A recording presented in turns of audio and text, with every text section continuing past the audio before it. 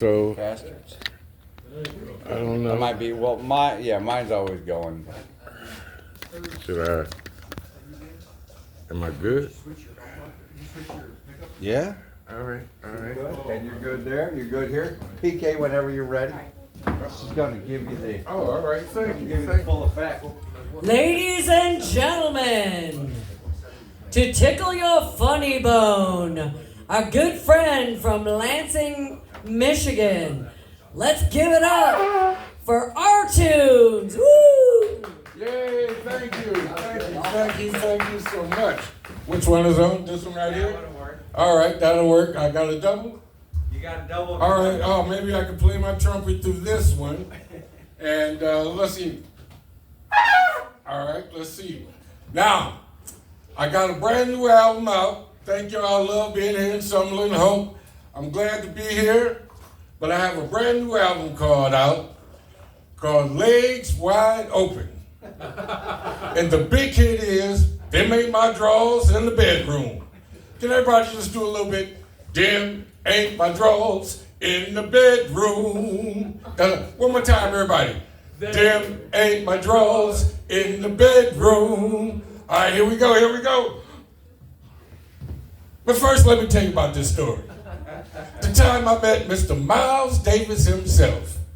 I was playing somewhere in Los Angeles, and he came up to me and he said, "Son, I like the way you play. Your music sounds real good. Tell you what, come up to my hotel room after you finish your second set, and we'll do a deal." And I did. I went up to Mr. Miles Davis' room himself. We did a contract. Then he said, "Son, you ever tried any Coca McCain?" Coca McCain? No, I never tried that. What about champagne? No champagne, no Coca McCain.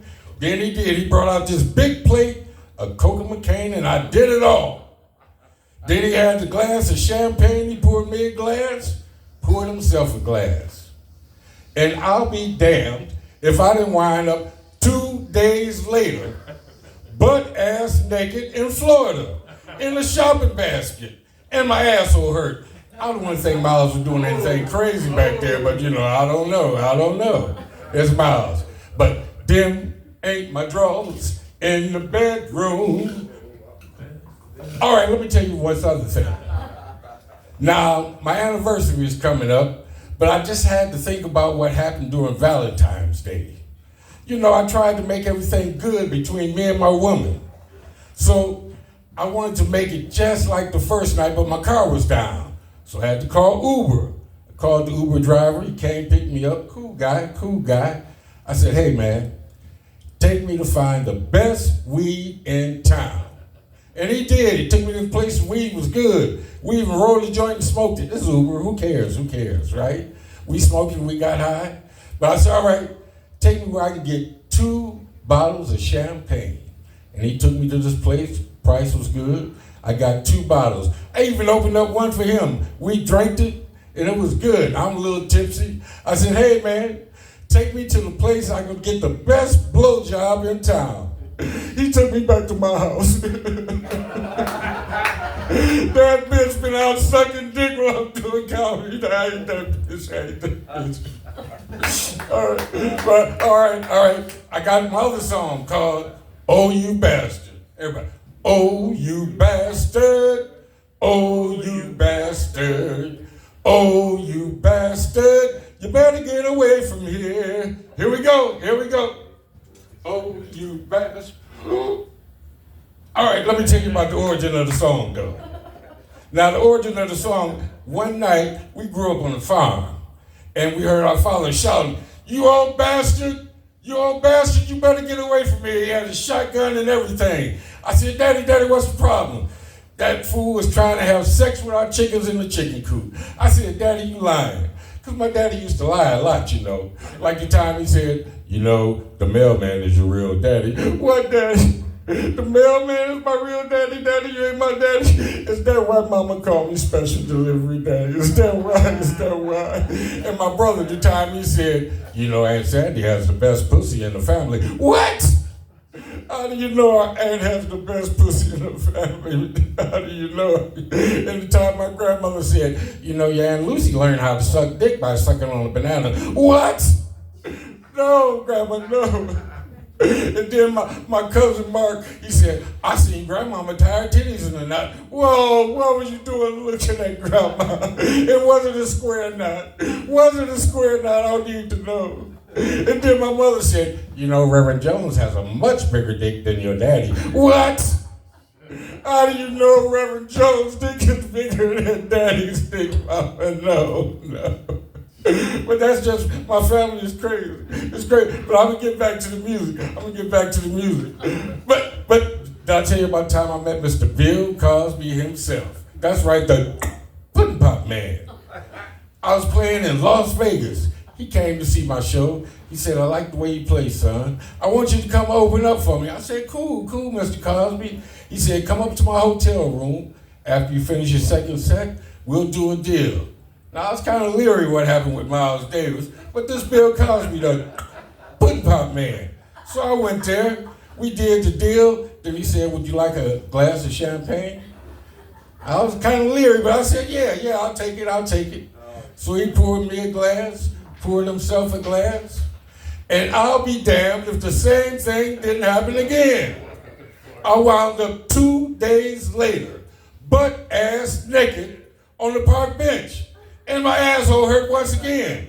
I don't want to think Bill Cosby did nothing, but you know, stranger things happen. I just don't know. Well, like I say, I'm starting to think of a new black game show called Who That Is. That's as far as I got. Anybody got any ideas? Let me know after the show. But I just watched the Superman movie. I love them all. This wasn't the best, but I got to thinking about they got a new black superhero coming out called Wonder Black Man or Black Bra Man. I don't know what the hell it is. But I'm still pissed off about Will Smith when he played Hancock. I love that shit. He had that tight-ass suit on looking good, and he had all the same powers as Superman. But the messed up thing that Hollywood did was Hancock was unemployed. The Hulk has a job, shit. And Hancock was an alcoholic. He slept on the park bench. But his kryptonite was white women. Oh yeah, it's true. Ask Tiger Woods. Ask the coach from Michigan. Kryptonite. Just strange things. All right, here we go. I got the other song. When her panties went down, so did I. Here we go. We're finna go ahead and do this one.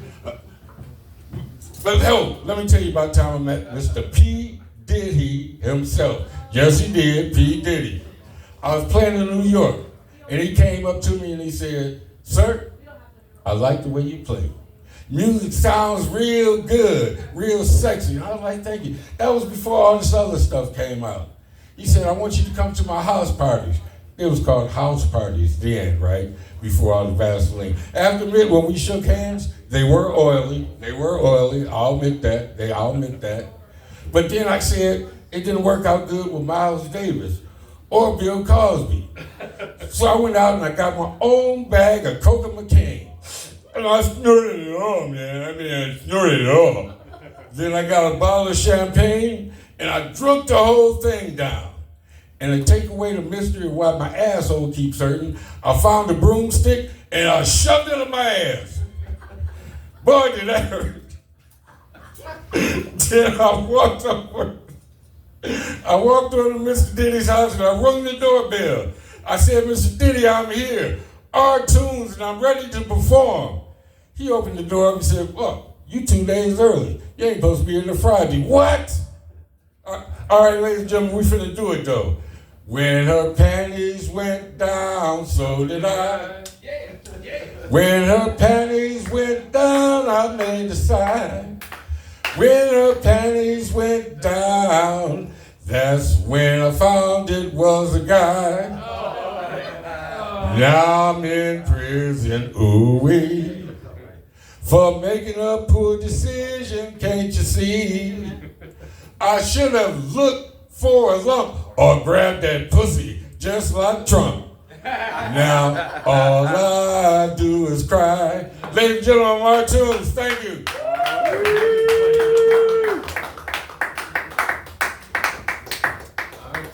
Thank you, John.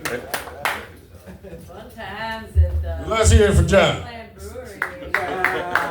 Our tunes, ladies and gentlemen. One, the only.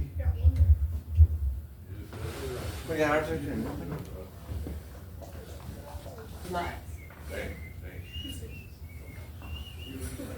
I know a little bit about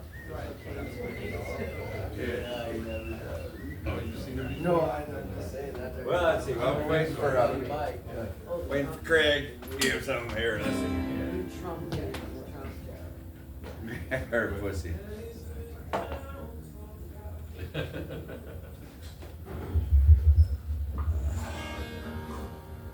One Trump thing I'd like to get away with.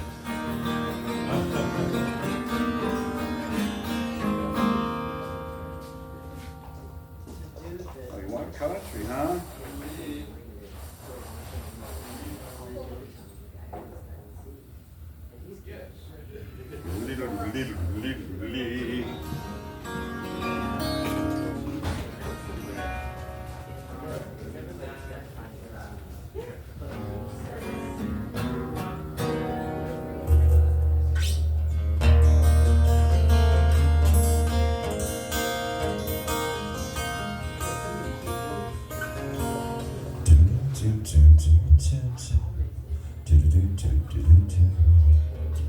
You know my name is Simon, in case you didn't know.